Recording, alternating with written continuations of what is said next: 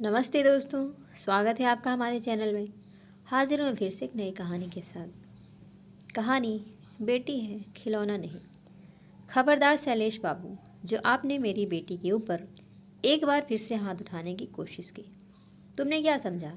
इसके आगे पीछे कोई नहीं है। अभी इसके माँ बाप जिंदा हैं। फूल जैसी बेटी दी थी तुमको, कोई खिलौना नहीं जिसे जैसी मर्जी चाहे वैसे इस्तेमाल कर लो। ऐसी कौन सी बात हो गई जिसके लिए नौबत मारपीट तक आ गई? वह तो आज अचानक हम बेटी से मिलने तुम्हारे घर चले आए, वरना हमें तो कोई पता ही नहीं चलता। और हमारी बेटी हमें कभी भी सच्चाई से अवगत नहीं कराती। संजना जी ने अपने दामाद शैलेश जी को फटकारते हुए कहा। संजना जी और प्रकाश जी अपनी बेटी से मिलने अचानक ससुराल पहुंचे थे, जहां देखा उनका दामाद उनकी बेटी के ऊपर हाथ उठा रहा था, जिसे देखकर उन दोनों का खून खौल उठा था। उनकी इकलौती बेटी निधि की शादी साल भर पहले ही डॉक्टर शैलेश से बड़ी खुशी के साथ संपन्न हुई थी। निधि सहित दोनों परिवार इस संबंध से खुश थे। फिर आज अचानक ऐसा क्या हो गया कि बात मारपीट तक आ गई?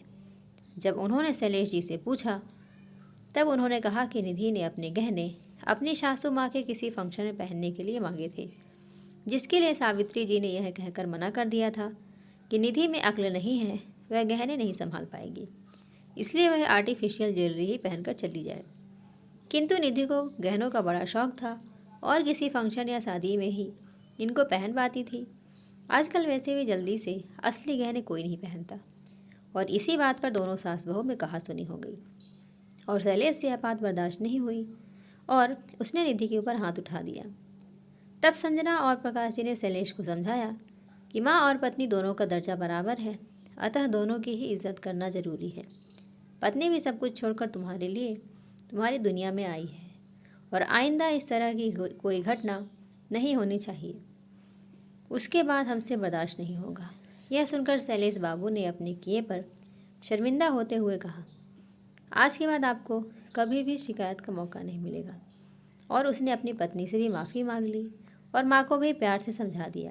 संजना जी ने निधि को भी समझाते हुए कहा, अगर पहली बार हाथ नहीं रोका गया तो आगे चलकर यह विकराल रूप धारण कर सकता है, अतः ज़रूरी है कि कदम को बढ़ने से पहले ही रोक दिया जाए।